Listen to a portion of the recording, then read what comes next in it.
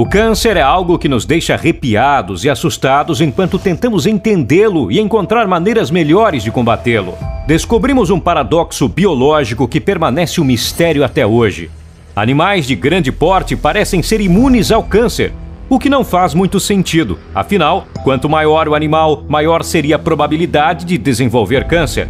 Para compreender por que isso acontece, precisamos primeiro entender a natureza do câncer em si. Nossas células são como robôs feitos de proteínas, compostos por centenas de milhões de peças, guiadas apenas por reações químicas. Elas constroem e destroem estruturas, mantendo o metabolismo para gerar energia ou fazer cópias quase perfeitas de si mesmas. Chamamos essas complexas reações químicas de vias, que são como conexões bioquímicas entrelaçadas em redes organizadas. A maioria delas é tão complexa que mal pode ser compreendida por uma mente humana simples. No entanto, essas reações funcionam perfeitamente até que algo dê errado. Com bilhões e trilhões de reações ocorrendo em milhares de redes ao longo de vários anos, a questão não é se algo vai dar errado, mas quando. Pequenos erros se acumulam até que a grandiosa máquina se corrompa. Para evitar isso, nossas células têm um mecanismo de autodestruição que as leva ao suicídio. No entanto, esse mecanismo não é infalível. Quando falha, a célula pode se tornar cancerígena. A maioria delas é rapidamente destruída pelo sistema imunológico, mas é um jogo de números. Com tempo suficiente, uma célula pode acumular erros que passam despercebidos e começar a se replicar descontroladamente. Todos os animais enfrentam esse problema. Em geral, as células de animais diferentes têm tamanhos semelhantes. Por exemplo, as células de um rato são menores que as nossas, têm uma quantidade reduzida e uma vida útil menor. Isso diminui a chance de erros e mutações. Ou, pelo menos, deveria. Significa que os humanos vivem 50 vezes mais e têm 1000 vezes mais células que um rato, mas a taxa de câncer é praticamente a mesma em ambos. Por outro lado, as baleias azuis, com cerca de 3.000 vezes mais células do que os humanos, parecem realmente não ter câncer. Este é o paradoxo de Pareto, uma descoberta surpreendente de que animais de grande porte têm muito menos câncer do que seria esperado. Os cientistas têm duas teorias para explicar isso: evoluir ou se tornar uma gota de câncer. Seres multicelulares evoluíram há 600 milhões de anos, e à medida que os animais cresciam em tamanho, aumentava a chance de as células se corromperem. Esse grupo começou a investir em melhores formas de se defender do câncer ou enfrentar a morte. O câncer não é apenas algo que acontece, é um processo que envolve diversos erros individuais e mutações em vários genes específicos dentro de uma célula. Esses genes são chamados de proto-oncogenes e, quando sofrem mutação, trazem más notícias. Por exemplo, com a mutação certa, a célula perde a função de se autodestruir. Outra mutação pode fazê-la passar despercebida, enquanto outra ainda pode facilitar a obtenção de recursos. Além disso, uma mutação pode fazer a célula se multiplicar rapidamente. Os oncogenes têm um antagonista, os genes supressores de tumor.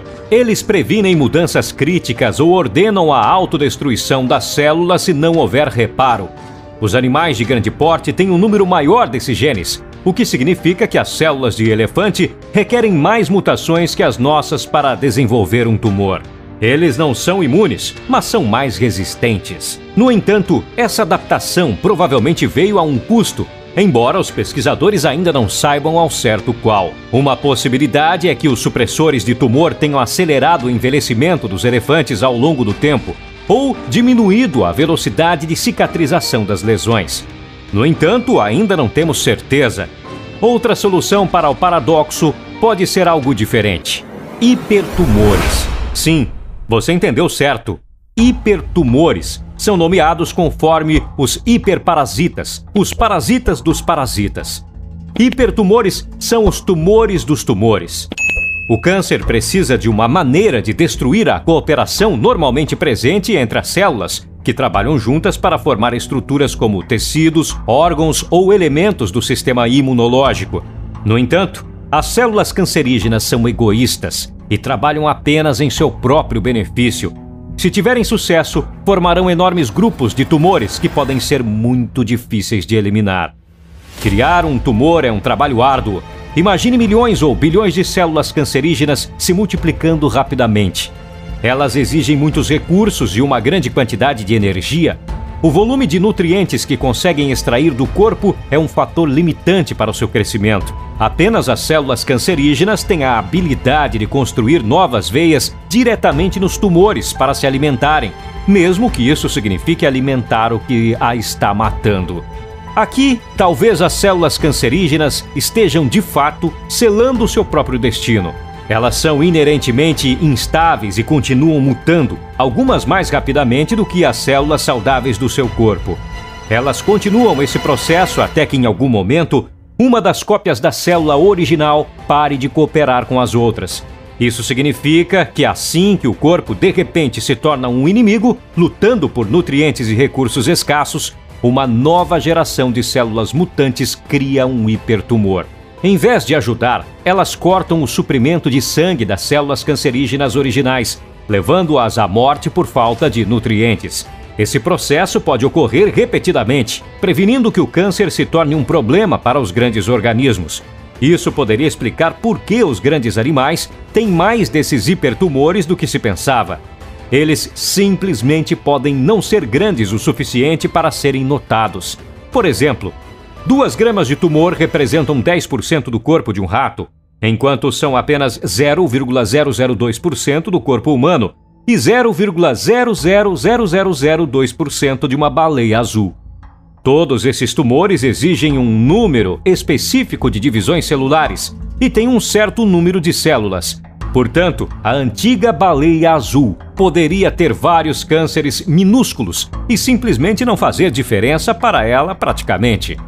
Outras propostas de solução para o paradoxo de Peto envolvem diferenças metabólicas ou na arquitetura celular, mas por enquanto, os cientistas continuam a trabalhar nesse problema, descobrindo como os animais maiores são mais resistentes a uma das doenças mais mortais. Isso pode abrir caminhos para novos tratamentos e terapias. O câncer sempre foi um desafio, mas hoje em dia estamos finalmente começando a entendê-lo. Quem sabe um dia possamos finalmente nos livrar dele. Gostou do vídeo? Então nos ajude para mais vídeos como esse. Deixe seu like e se inscreva em nosso canal. Contamos com vocês. Até a próxima!